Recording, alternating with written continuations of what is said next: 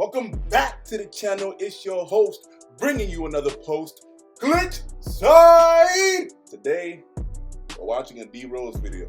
My friend told me to, so let's get to it.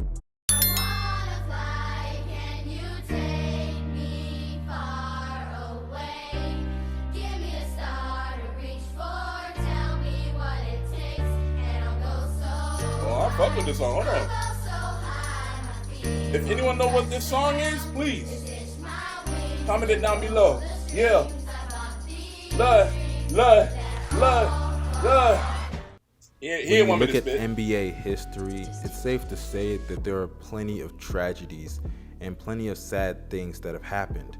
Len Bias passing away, Penny Hardaway having injuries, Tracy McGrady having injuries that derailed the end of his career, especially times in his prime. And there are just so many what ifs. But I think we can all agree that the biggest what if in NBA history has to be the case of Derrick Rose, which is what I'm going to talk about. Guys, what's up? This is your boy Young Mustard, and I'm here with the video. Make sure you subscribe if you enjoyed this video, and if you enjoy the content, make sure you hit the bell next to my name to be notified. Follow me on Twitter, the link will be down below. Now, back to the task at hand. Derrick Rose came out of high school Simeon, and he went to Memphis where he balled and went to the national championship where he did lose. But he was drafted as the first overall pick in 2009 and ended up winning the Rookie of the Year for his hometown Chicago as a member of the Chicago Bulls. Now we all know what happened after that. He ended up balling and then balling some more. Yeah. In his rookie year, he had really solid numbers of 17 points and 6 assists, as well as 1 steal and 4 rebounds. Meanwhile, he shot 47.5% from the field, really solid numbers to get him the Rookie of the Year. In the next season, he was selected for his first All-Star game as he averaged 20.8 points, basically 21 points, 6 assists and 4 rebounds, and he shot 48.9%, basically 49% from the field. And then in his next season, before the next season, he had stated, "What's stopping me from being the MVP of the league?" And that's exactly what he did, because in his third year, yes, his third year in the NBA, at the age of 22, he won the MVP, putting up numbers that increased in each and every statistical category, as his numbers rose to 25 points per game, 8 assists and 1 steal, 4 rebounds, and shot 86% from the free throw line, 33% from 3, and shot basically 45% from the field. So basically, a lot of the areas that they said he struggled in, he improved. He became a better scorer. He became a better shooter from the free throw line, became better defensively. Even though he wasn't the greatest defensive player, he was still a good help defender. And he was able to lead the Chicago Bulls to 60+ wins in the Eastern Conference. And keep in mind, yes, he was first in the East, but you have to keep in mind that the East at that point in time still had Dwight, they still had the Boston Celtics Big Three, and they had Miami with LeBron, D-Wade, and Bosh. So it was a pretty nice East. And as well, if you want to throw in the Pacers with Paul George and Danny Granger, this was a really solid Eastern Conference. And Derrick Rose was able to lead that team to over 60 wins, with a lot of his players being hurt, and with a roster which his second best player was Luol Deng.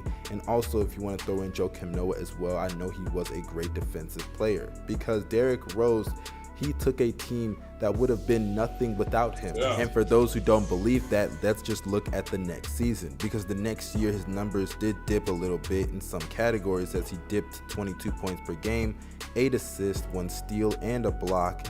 And meanwhile, he shot 81% from the free throw line, and from 3, 31%, and from the field 43 to 44%. Obviously, some of his efficiency numbers did take a dip, and his turnovers, they stayed relatively the same at 3 turnovers a game.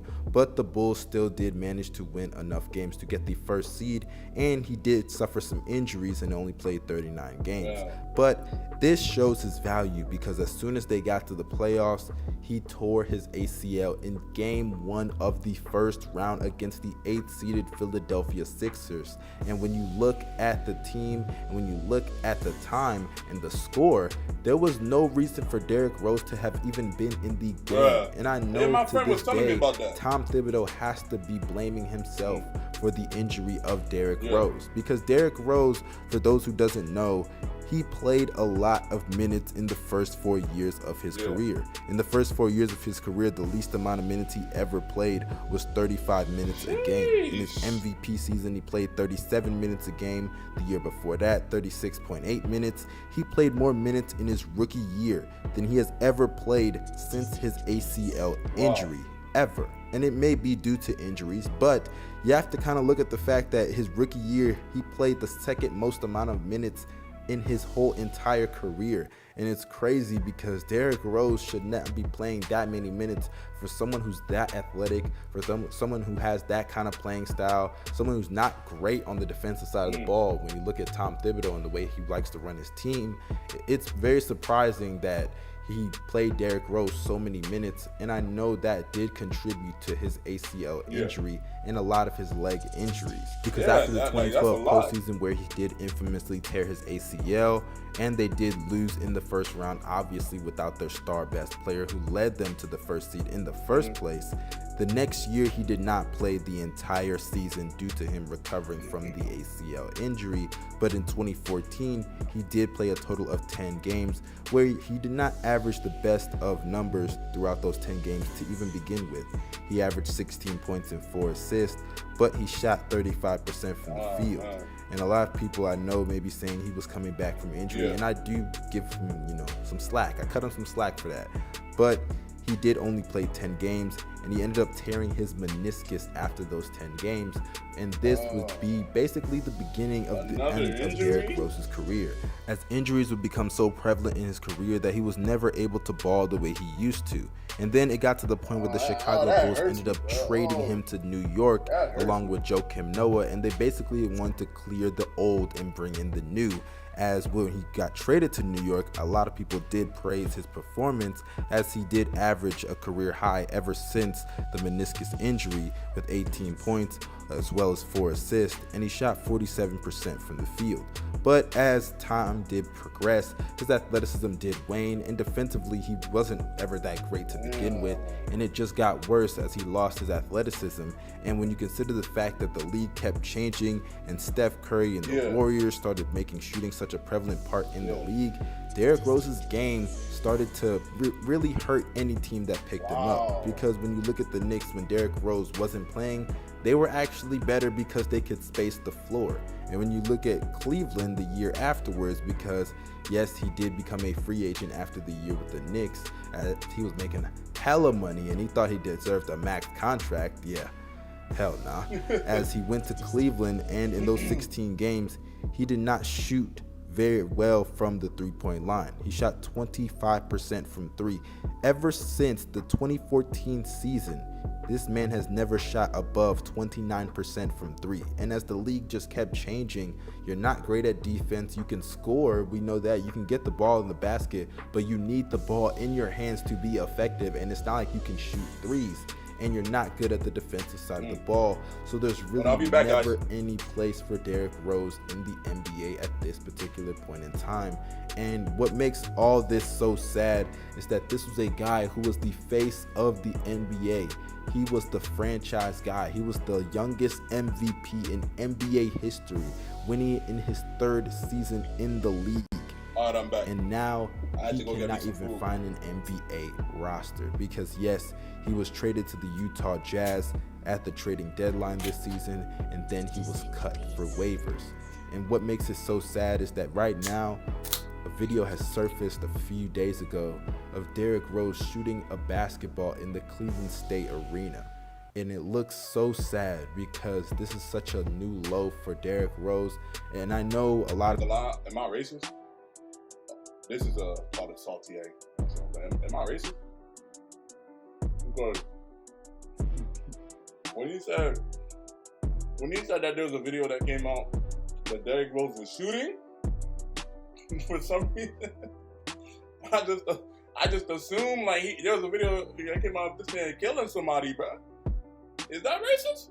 It's just the way he made it sound. Like it was devastating news. Like, oh man, this is the career-ending film right here, called in 4K right here. You know what I'm saying? So it wasn't out of racism. Maybe it was. Okay. All right. Let's continue the video.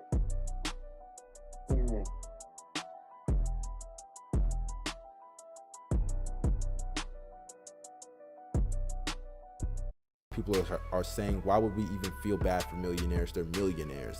But when you look at the fall of grace for Derrick Rose, no one has ever fallen harder than someone like him. And what makes all this even more sad is that right now, he's at the age of 29 years old. All of this ended before the age of 25 years old. He tore his ACL at 23 and then ended up tearing his meniscus at 25. And we all know how the story goes from there. And it just makes it so sad when you look at how great players like Russell Westbrook are, and him being considered the most athletic point guard in NBA history, when at one point in time, that was Derrick Rose. Derrick Rose was the Steph Curry of that particular point in time, and he was so young. And right now, he's still young. He's not even 30. He's only 29 years of age. Well, that sounds like Kobe. What a fall from grace from He's not even 30. Rose. He's 29. This has to be the most saddest story in NBA history, and has to be the biggest what if. What if Derrick Rose never got hurt? That's a question that we ask ourselves basically every day as basketball fans. So if you enjoyed this video, make sure you leave a like, comment down below. Also, you guys subscribe if you're new to the channel. If you like what you see from this channel, hit the bell next to my name. Follow me on Twitter. You gotta follow me on Twitter.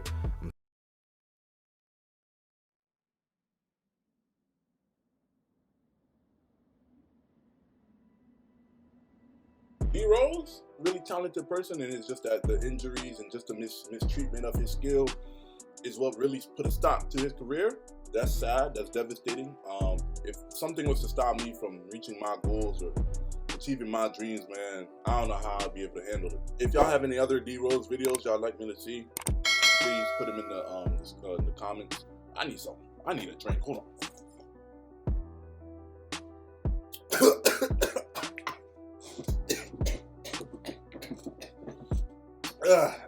Hey.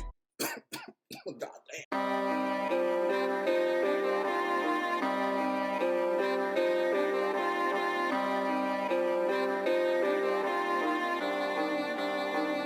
Shit.